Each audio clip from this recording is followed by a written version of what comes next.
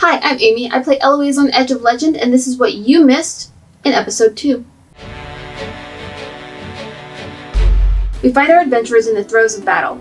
Right before another volley of spears is about to strike Cobbledale, they all must decide on how to evade them. Woodward immediately thinks of his furry companion Mush, urging him to burrow underground where he can't be hit. He then turns his attention to the city people, hoping that they will hear his cries and head inside where there's more cover. But they're not convinced by his cries and they keep running around in a panic. Cut back to Shionibus, Matthias, and Ilona, who have been fighting 3 orcs on the docks. We see Morel, who has just saved Ilona from a seemingly devastating impact, apologize awkwardly and run off into the woods. Shionibus decides to skip the stairs and just leaps over the edge very gracefully to the next layer of docks. Unfortunately, she didn't predict the 90-foot drop and is knocked unconscious.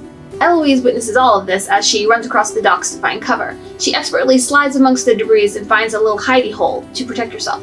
Meanwhile, Matthias rushes to Ilona, encouraging them to also find cover. But in a panic, Ilona just grabs Matthias and uses him as a human meat shield. Not finding this a suitable solution at all, Matthias dives under the body of an orc that they have just slain. However, Ilona, still being attached to him, winds up in a fetal position next to the orc, fully exposed. Seeing everything, Rufa makes a very calculated dash to the 6 gold coins hotel and barracks, just in time for a spear to crash through the walls and land inches from his face.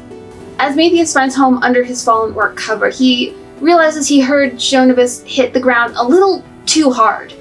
Concerned for her safety and also aware of the promises that they had both made to each other, he grabs Ilona and they both rush to the stairs towards her. While Shionibus is unconscious, she has a strange feeling. Her god Anubis spared her life, but she knows that for a life to be spared, something else must be taken in return. So the spear that is headed straight for Shionibus veers and hits Ilona, knocking her from the stairs. Luckily enough, through all of the pain, Ilona is still able to cast Rebuke Death on Shionibus and restore her to full health. Now Woodward, still with all those city people, is still trying his damnedest to get them inside to safety.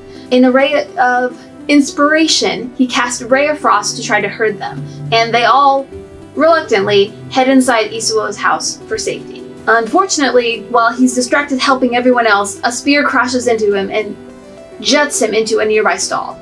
During the volley, Rufa uses his incredible observational skills to understand and calculate where the spears are coming from and where they're going to land. He rallies the people of the 6 gold coins together to fight the next wave of orcs and goblins, and convinces their only archer to take up a post and keep the enemies away. Back by the docks, Eloise does her part by casting a bolt of lightning through some of the invading goblins, seething right between her teeth as she does so. But eventually, the battle fades and everyone comes together in the town center square. There, the mayor of Cobbledale, Vanessa Bont, and Isuo stand before everyone to console them and help come up with a plan. The adventurers quickly assemble around Isuo as they talk strategy. They decide to send out a small task force to gather intel on their enemy, and as they do, a hooded figure approaches. He reveals himself to be Zashomaru, the leader of a band of mercenaries known as the Brotherhood of Dogs. He offers aid to the adventurers for a price. Shionibus is quick to hand over the money that Lyrian Voss gave her, and get his men to patrol the city while they're gone. As she does, she scans the crowd for Lyrian Voss's face and realizes she can't see him anywhere, and hasn't seen him since the battle began. In a haste, she urges the adventurers to head out now, and hopes to find Lyrian before any more harm falls upon the city. And so, the adventurers head out into the deep wood.